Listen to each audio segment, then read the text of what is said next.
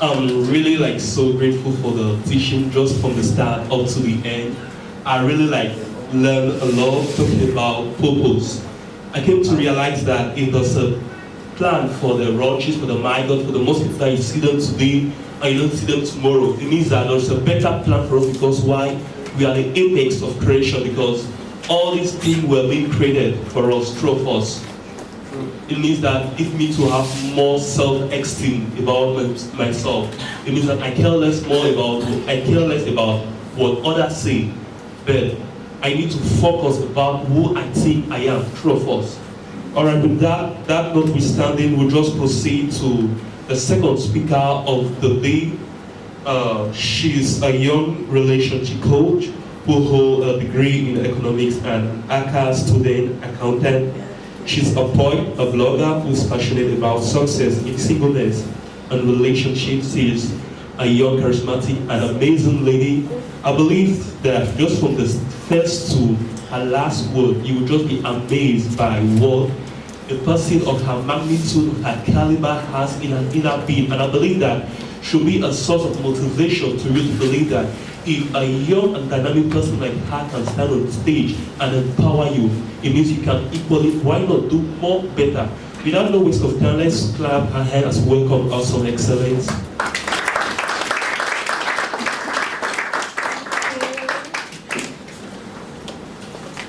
Hello. Hi. Athumkezih Excellence, as I was earlier presented, and in this session I shall be taking you on singleness and relationships. I count it a privilege to actually have to be a humble speaker before you. So our content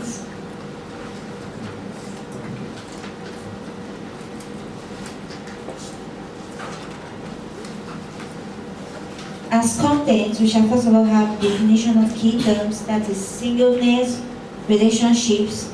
Then we shall have keys to being an effective single.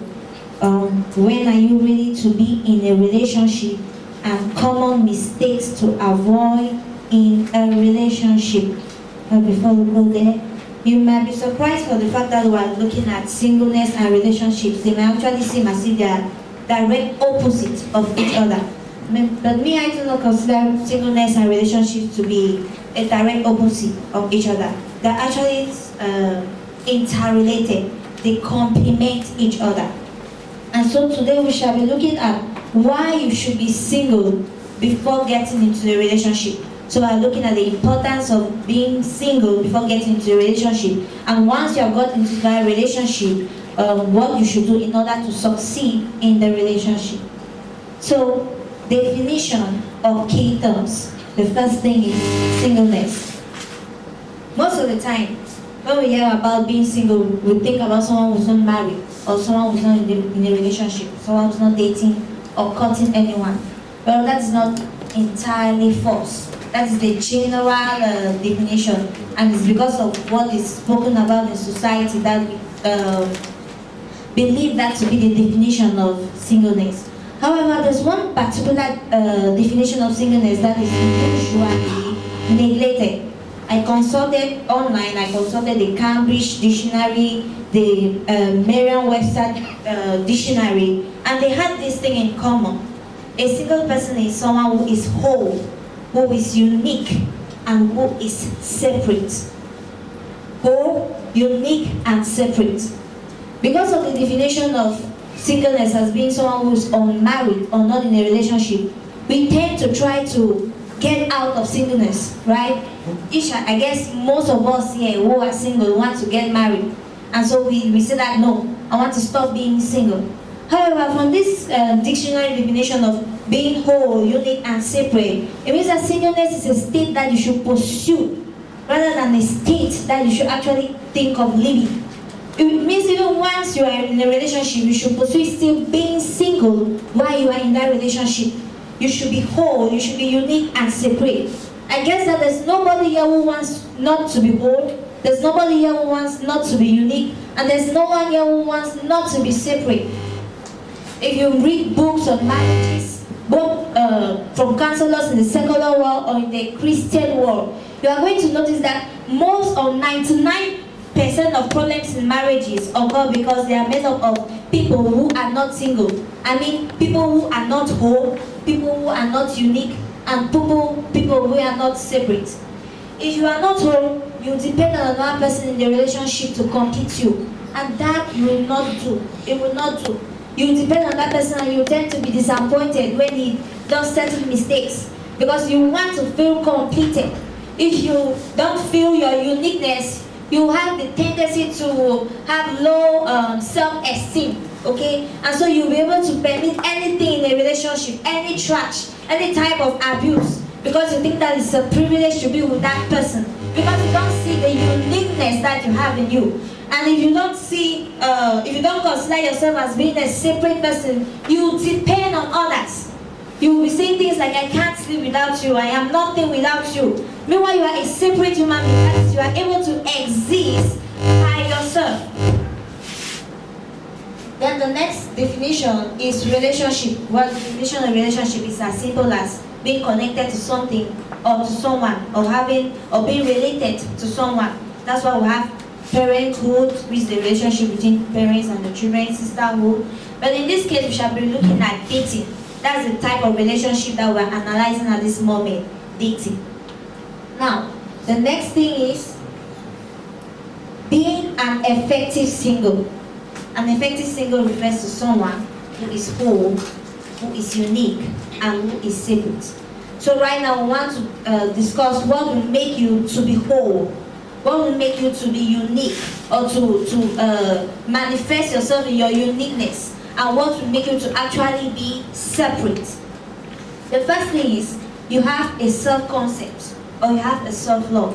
That is, you know who you are and you believe in that person. I guess most of us have heard the statement that you should love your neighbors as you love yourself, right? Mark that part of the phrase that says, as you love yourself. Don't love your neighbor more than you love yourself. But that's something that made people tend to do in relationships. They just give up everything for their partner because they love that person, or they seem to love that person more than you love yourself. And that is not supposed to be the case.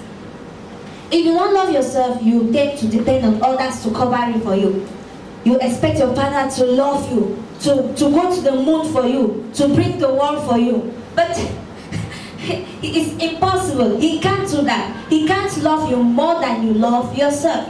So if you want to indeed be a whole person, a complete person, you need to love yourself. When you love yourself, you will not permit trash in the relationship. You are going to work on yourself. You will not make unnecessary sacrifices for a relationship. You are not going to give up your whole life just for a relationship that may not end. You are not going to sell yourself cheaply.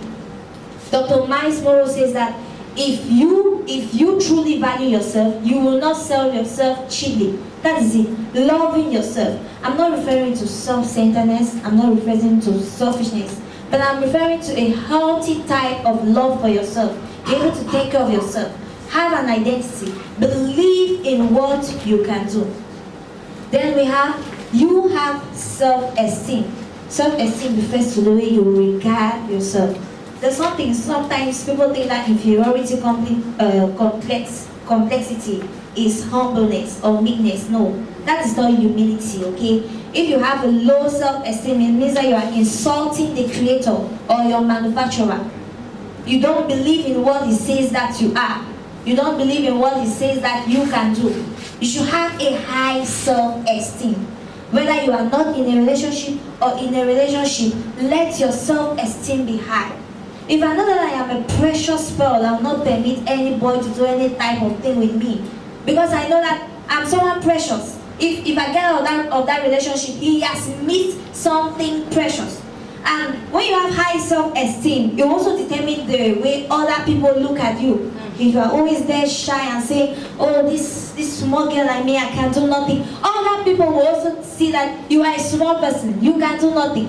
But when you have a self-esteem, your presence, people know that this is somebody important. Then the next thing is you are self-motivated. Look, By self-motivation, I mean you do not depend on other people's beliefs or what they're saying concerning you. You depend on what you believe about yourself. There are so many people on this earth. People will always talk.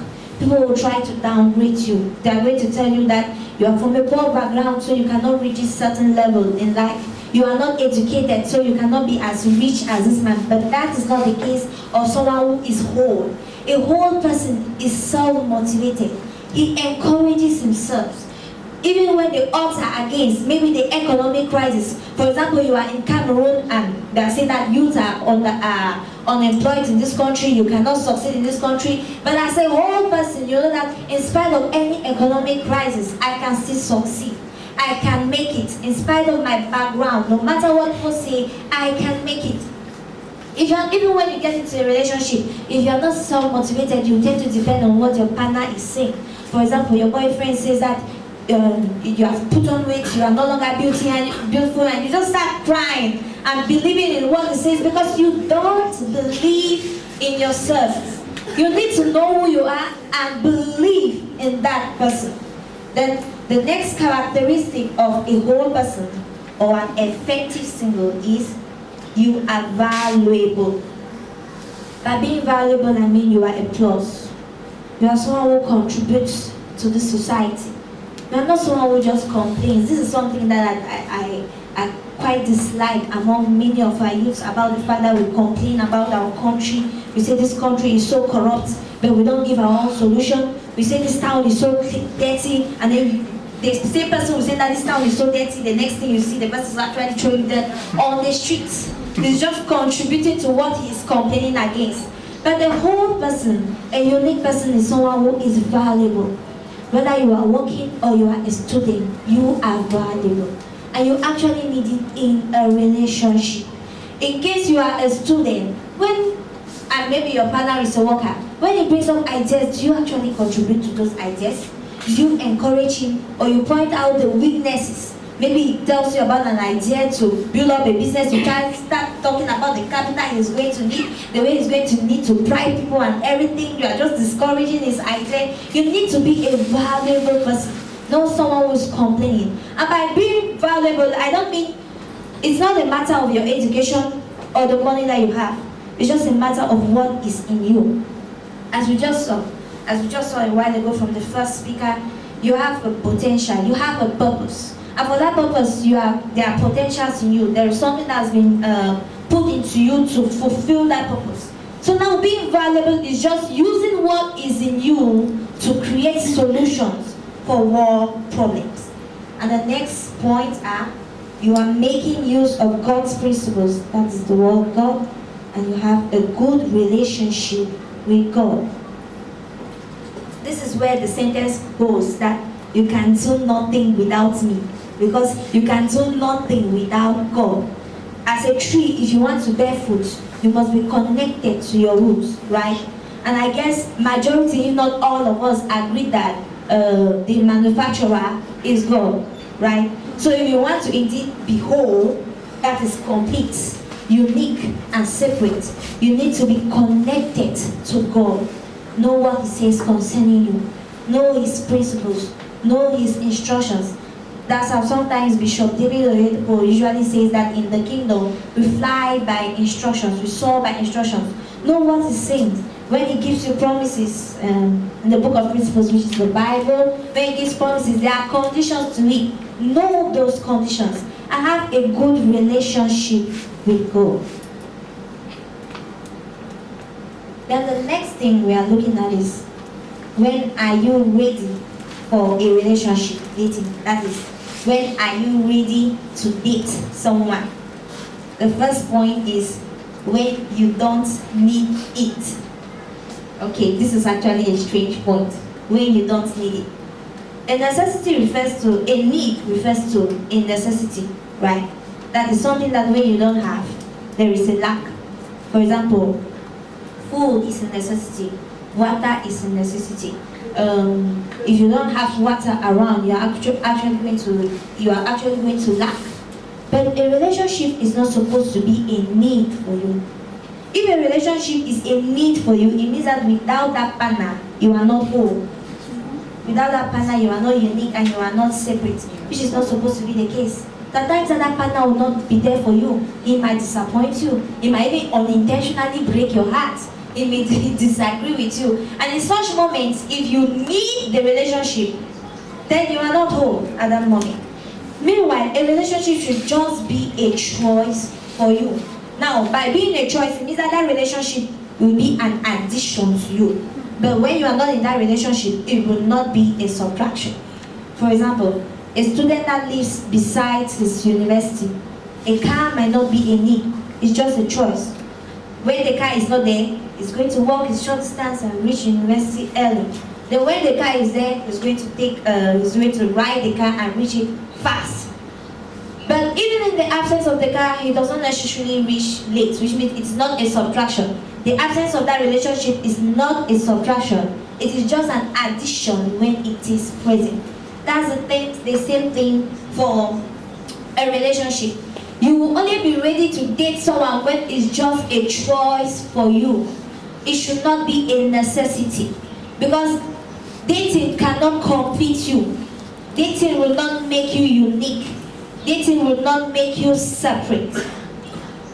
Then the next thing is, you are ready for a relationship when you know its benefits and dangers.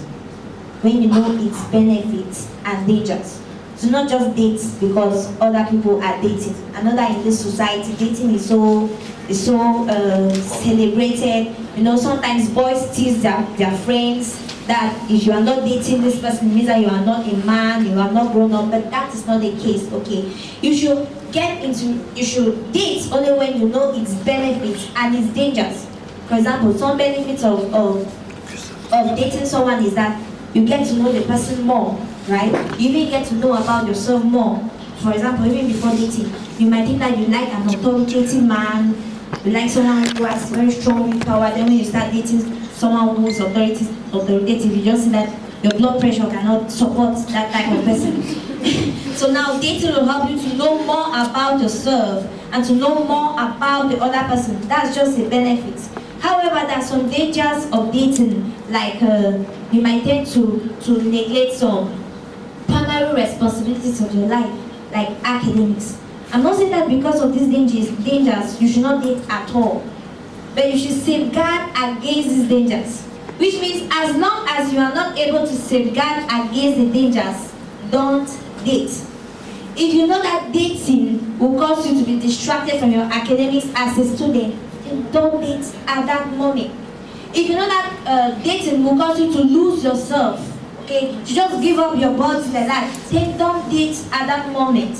If you know you are not mature enough to manage these dangers of dating, then you shouldn't date at that moment. You are not ready for the date. You are only ready when you know about the benefits, you know about the dangers, and you are able to safeguard against those dangers of dating. Then you are ready to date when you know principles guiding good relationships or guiding good dating. One reason why in the Christian world many people dislike dating is because of how many people are dating treat that relationship. Many people go out of boundaries. They do wrong things in their dating. Meanwhile, dating is not wrong in itself. It becomes wrong when you do the wrong things while dating. So before you start dating someone, or in case you are already dating someone, make sure you know about the principles that are supposed to guide a good relationship. For example, the book of principles says that we should redeem time, right? Which means we should not waste time. So if you are dating with no motive of looking for a marital partner, you are wasting time. Do not just date someone because you want to date, because you want to be like other people. If you don't see a potential marital partner in that partner, don't date the person. Okay. There are other principles like make sure that you remain pure, you remain sexually pure. If you know that you are not mature enough to have sexual self-control at that moment, then don't date that person. If you know that your other partner does not agree with you to be sexually self-controlled, then do not date that person. You should be aware of the don'ts and the do's in dating before you start dating someone. That's why dating is for the mature. It is not for the naive. Okay? It's not for the naive or the ignorant people. It is for the mature.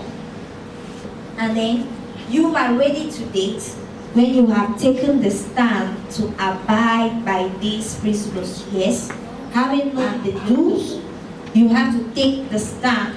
If you know that fornication is wrong, then when you start dating, you say no to fornication.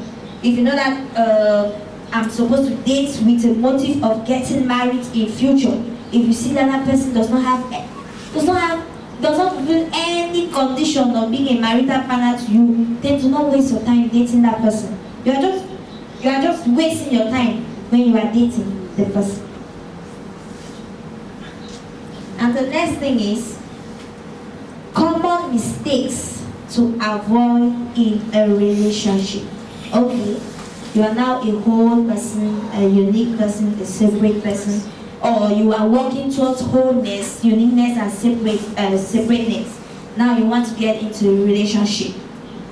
Okay, for me, a successful relationship to me is not a relationship that must end up in marriage. In case that relationship is not going and it breaks up, for me that's a successful relationship. And in case it is going and it ends up in marriage, then it is a successful relationship. So now these are common mistakes to avoid in a relationship. First, getting into a relationship for the wrong reasons. There's so many wrong reasons, like maybe pressure.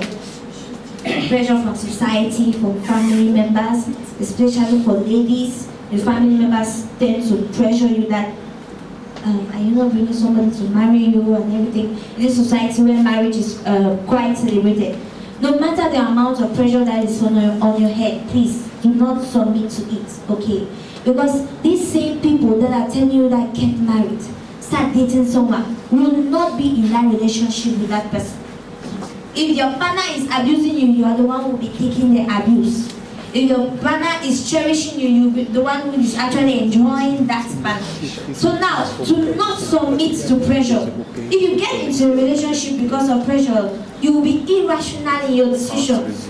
Okay? As a lady, any person that comes in trouser, you just accept the person because you see that, oh, let me just calm down this pressure. Because of that, you'll be irrational in your decisions. You are anxious. You are not actually thinking, is this the right man for me? Do I actually need this? Does this person fulfill my requirements of being a dating partner or a married partner? So do not submit to pressure. Make sure that by the time you are saying yes to someone, you are calmed. You have thought. You have made an informed decision. Another wrong reason to date someone or to get into a relationship is seeking for happiness. No human being can give you happiness. In fact, actually, you will not be able to control the actions of other people. You are only able to control how you react to their actions. So do not expect a relationship to be a source of happiness to you. There are sometimes that even you disappoint other people, right? As good as you are, you disappoint other people, right?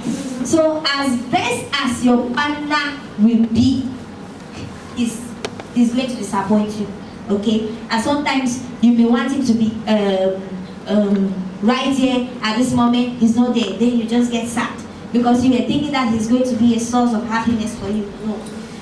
In fact, being in a relationship is not the source of happiness. There are many people in the past that we have seen that they were happy while single.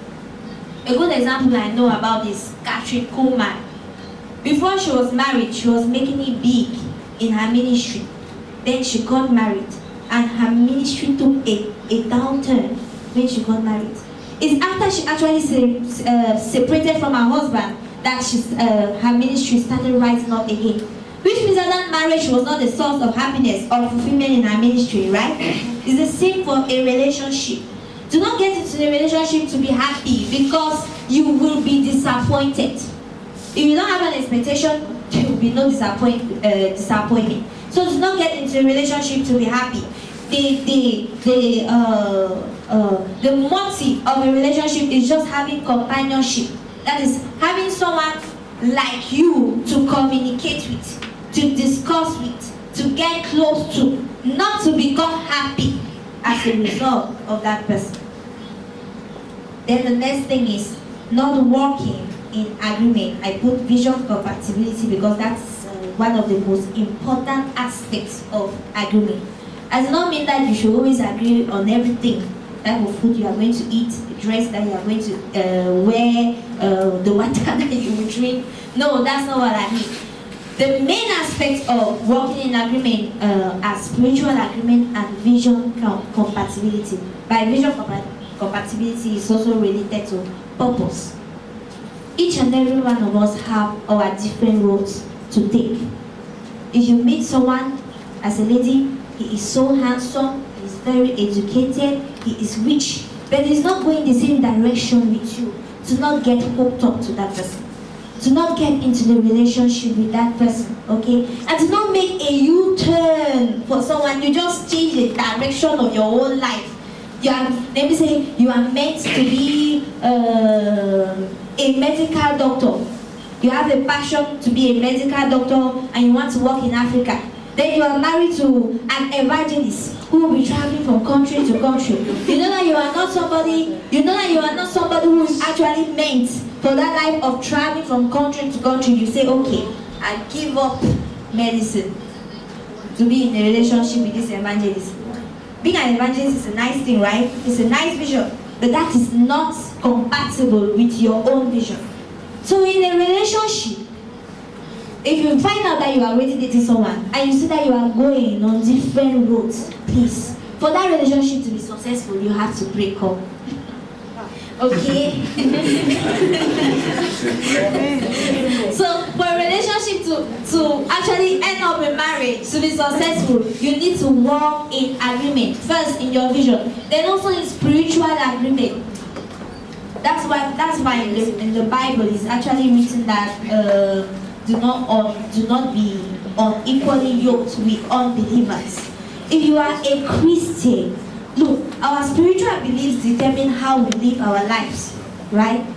That's what our spiritual beliefs determine how we live our lives. So if you have fundamental different spiritual beliefs, do not date the person.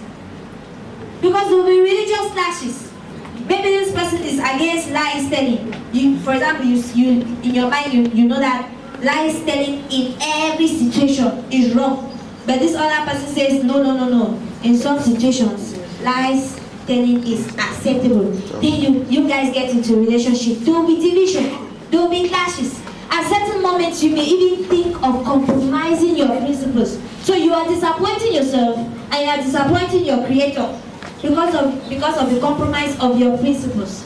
So if you are not compatible in your vision and in your spiritual beliefs, end that relationship. Okay, that will be a successful relationship. That's a good reason to break up. And the next thing is lack of intimacy or friendship. Intimacy refers to opening up your innermost thoughts to someone. Having intimacy or friendship is a sign of trusting the other. You need to become friends or be intimate in order to trust the other. I know that a relationship without trust is a relationship on shaky grounds. You'll be doubting the person when the person is not around you. You just start having wild thoughts. Maybe he is with Jessica, or maybe she is with John. No. When you are in a relationship, you need to know about each other in order to avoid these doubts, in order to trust each other. Know about the person's family, know about the person's interests, know about the person's spiritual direction, know about the person's passion, know about the person's purpose. How can you be in a relationship with someone and you don't care about the family issues? That's not fair. That's not the right thing to do. For your relationship for you to be bonded in your relationship, you need to be intimate with each other. And by intimacy, I mean one in mind and spirit, not one in body, as long as you are not married. That's what I mean. Yeah, I'm looking at oneness in mind, oneness in spirit, not oneness in body. We are going to look furthermore about oneness in body. Then next, being a leech.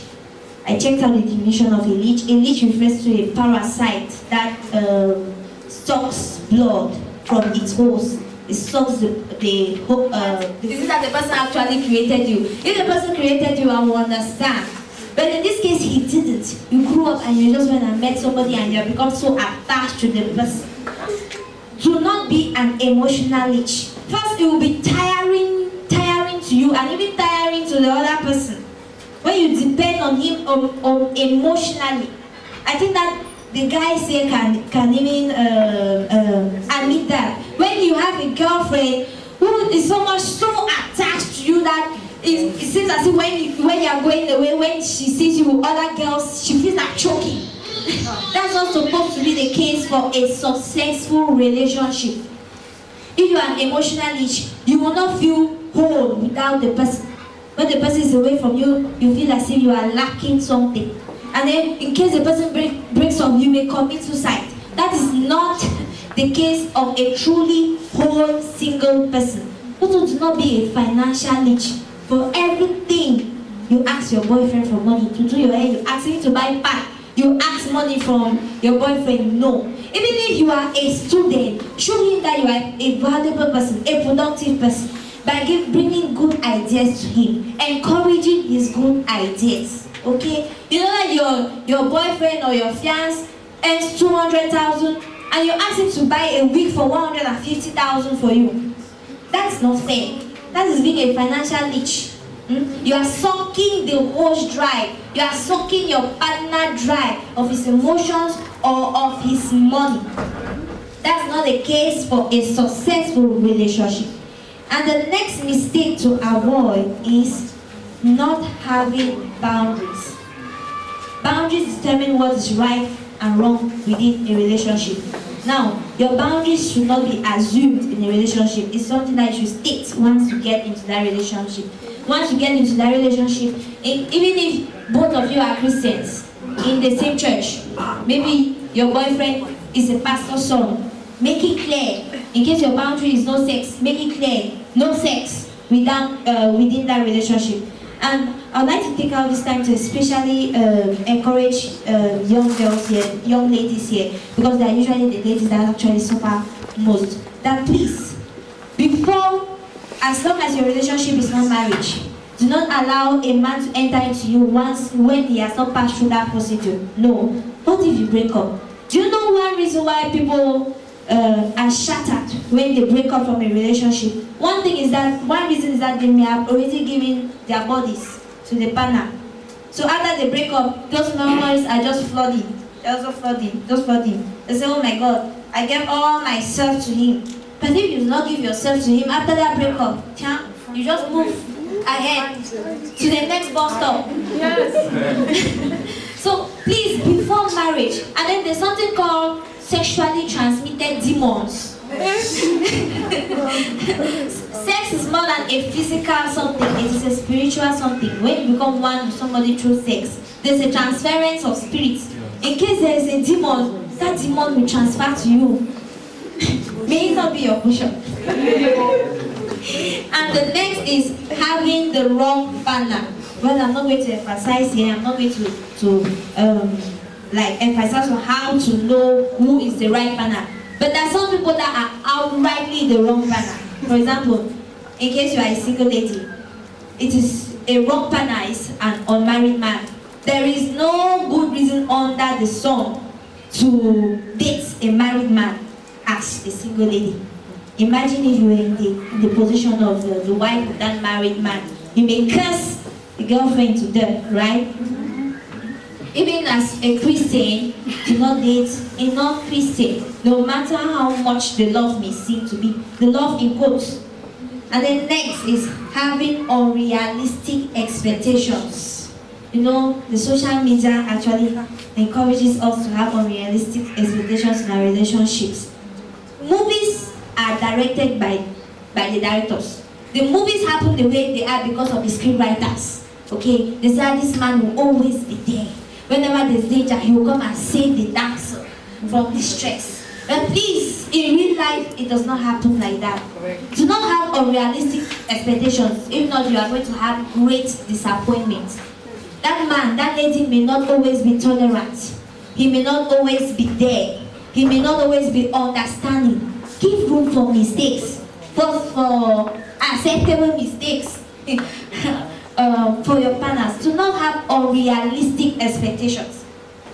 Because as long as you do not have unrealistic expectations, you give room for the imperfections of your partner. You're able to manage them and accept them. That is where necessary. This brings us to the end of our talk. In essence, the main thing that I wanted to point out is that it is very important for you to be a truly single person before you get into a relationship. And a truly single person is someone who is whole. That is, someone who does not need another person to make him complete.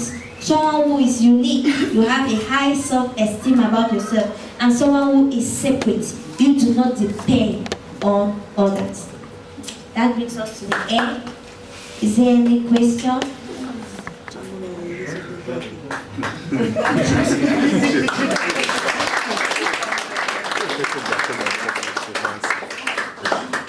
Yes. Please, I would like to ask whether there is any age before entering a relationship. There is not a specific age to get into a relationship. As long as you are mature, that is by maturity, I mean, you do not need a relationship. You know about the benefits and dangers of the relationship. I know the principles and you have taken the stand to abide by those principles to get into the relationship. But we know that there's also a certain degree of maturity that you cannot get at a certain age. For example, nowadays, a 12-year-old girl will hardly be as mature as a 19-year-old girl to start dating someone, right? Meanwhile, there might even be a 23-year-old girl who is immature. So it's not just about age, it's about maturity. If at the age of 18 you are mature enough, then you can start dating. If at the age of 20 you are not yet mature, then don't date. Even if at 40 you are not yet mature, don't date. So it's a matter of maturity and not age. Okay, I have a question. You see, it's not a need to be in a relationship. Okay, assume I'm a man. I'm a banker. I've achieved everything, and I really want to have a family. Yes. Because it's one of my dreams of having 50 kids. And I need a wife to get married to. Is it not a need to get into a relationship? Now, you have first of all a desire. You have chosen to have children, right? But you know that biblically speaking, the only right setting to have children is to get married, right? It's because of your choice to have children that you have decided to get into a relationship. Now, you see it as a need because you just want to abide by the rules, not because you feel like you'll be incomplete without those children or without the marriage. Do you understand what I mean? You want to obey principles. That's why you say, I'm going to do this in order to have children. You talked about if you be in a relationship with the wrong person, you can't be happy. How will you know this is the right person for you?